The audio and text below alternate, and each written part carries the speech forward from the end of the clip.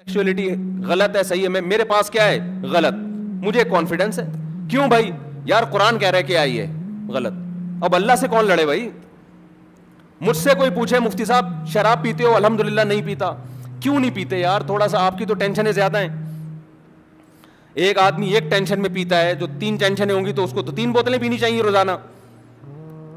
میں جواب میں کیا کہوں گا؟ یار یہ صحیح اور غلط کی بحث جو ہے نا میرے لیے کیا ہو چکی ہے, یا میرے لیے لغو ہے یہ. کیونکہ قرآن نے کہہ دیا جتنی بھی ٹینشن ہو پینے کی اجازت نہیں ہے. پھر جب پینے کی اجازت نہیں ہے تو ٹینشنیں پال کیوں رہے ہو؟ یہ اس سے بڑا سوال ہوتا ہے نا. ارے یار تمہیں ڈپریشن میں ڈپریشن کی گولی کھانے کی اجازت نہیں ہے. ایک ڈاکٹر کہے کہ آپ ڈپریشن کی گولی کھائیں گے تو آپ مر جائیں گے, تو ڈاکٹر صاحب پھر میں کیا کروں؟ تو ڈاکٹر کیا کہے گا؟ پھر کوشش کرو ڈپریشن ہو ہی نہیں, ایسا کوئی کام نہ کرو جس سے کیا ہو ڈپریشن. آپ کے پاس سونے کی جگہ نہیں ہے, سونے کا ٹائم نہیں ہے, تو ڈاکٹر کہے گا اتنا تھکاؤ نہیں اپنے آپ کو, کیونکہ اب آپ 24 گھنٹے تک سو نہیں سکتے. تو یہی ہوگا نا.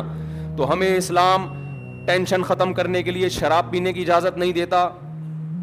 تو میں کہہ سکتا ہوں بھائی میں اس لیے نہیں پیتا کہ اسلام مجھے ٹینشن ختم کرنے کے لیے شراب کی اجازت نہیں دیتا. تو آپ کہیں گے پھر ٹینشن کوشش کرو کہ ٹینشن ہو ہی نہیں, تو پھر یہ 3 ٹینشنیں رکھی ہوئی کیوں ہیں؟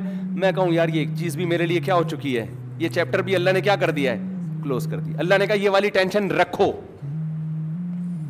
اگرچہ ٹینشن ختم کرنے کے لیے مجھے پینے کی اجازت نہیں ہے, پھر بھی اللہ نے کیا کہا کہ پھر بھی یہ ٹینشن تمہیں پالنی پڑے گی. تو ہمارے پاس تو یار راستہ کلیئر ہے. اب ہماری زندگی تو وہ پہلے سے جو متعین راستہ ہے, اب تو بس اب چلنے کا مسئلہ ہے ہمارا کہ اسپیڈ سے چلتے ہیں, سلولی چلتے ہیں.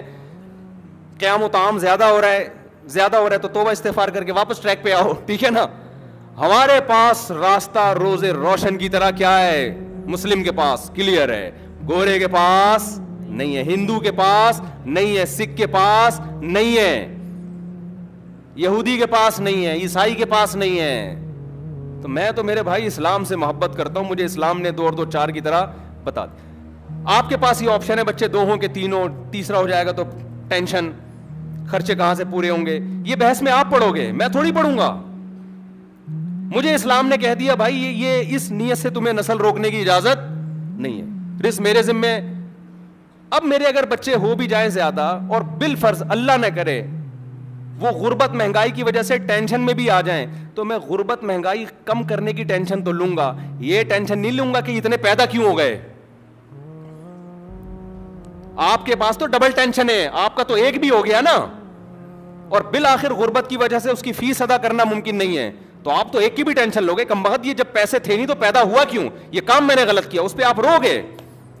ہمارے تو 40 بھی ہو گئے تو ہم نہیں روئیں گے, یار یہ تو قدرت نے حکم دیا ہے نسل مت روکو. گورا تو یہاں کنفیوز ہے, تبھی تو اس کو فیملی پلاننگ والوں نے کہا 2 بچے اچھے, 2 میں خرچہ کم ہوگا. گورے نے کہا یار یہ لاجک کی بات لاجک. گورا کہتا ہے لاجک ہونی چاہیے, جب بھی بات کرو اس کے پیچھے کیا ہونی چاہیے لاجک. اس نے کہا لاجک تو یہ کہتی ہے 2 بھی نہ ہو 1 ہی اچھا, اس سے تو اور زیادہ خرچہ بچ جائے گا. بہت سے گوروں نے کہا ہو ہی نہیں, کیونکہ بڑھاپے میں ہمیں ویسے ہی اولڈ ہاؤس نے پالنا ہے, تو ہم لائف کو انجوائے کریں نا, اس بچے کی ٹینشن ہم لیں کیوں. تو لہذا انہوں نے کہا کہ 1 بھی نہیں ہو, جس کا نتیجہ کیا نکلا, پوری سوسائٹی فیملی پلاننگ کی بھیٹ چھڑ گئی.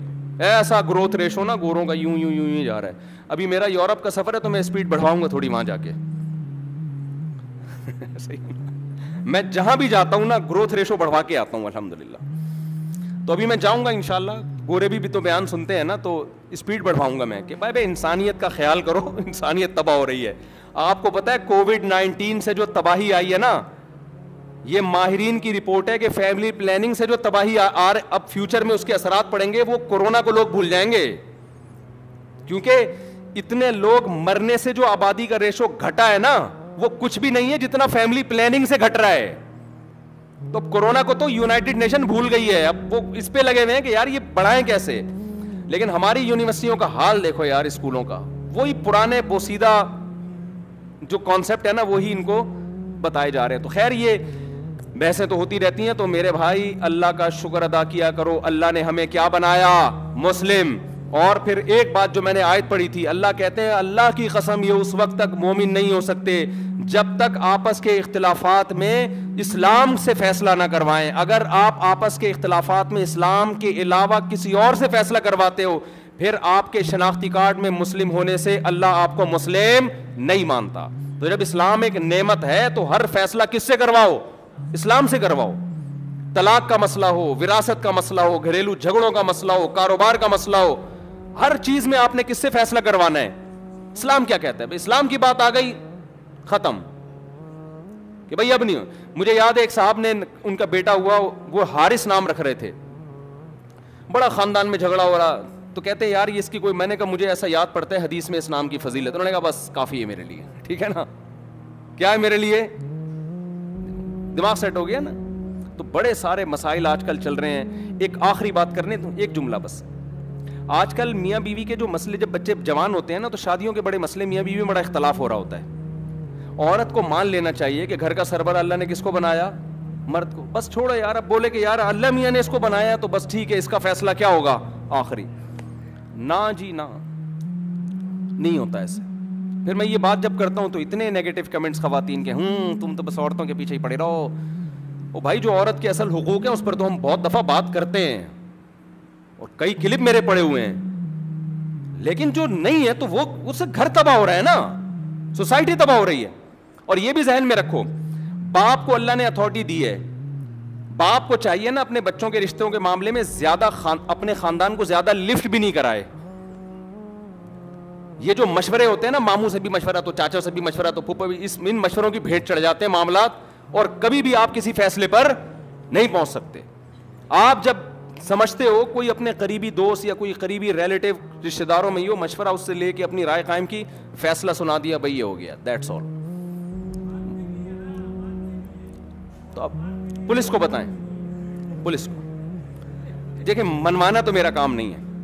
اس سے کیا ہوتا ہے کہ جن خاندانوں میں یہ ہوتا ہے نا, وہ بھی مشورہ تو نہیں ہوتا بھائی. پھر کوئی بھی خاندان میں دیکھو, میں بار بار کہتا ہوں, کرپٹ حاکم ہو ملک میں, 2 نمبر ہو, پاورفل ہو, خدا کی قسم یہ پھر بھی بہتر ہے ایک ایماندار حاکم جس کے پاس پاور نہیں ہے.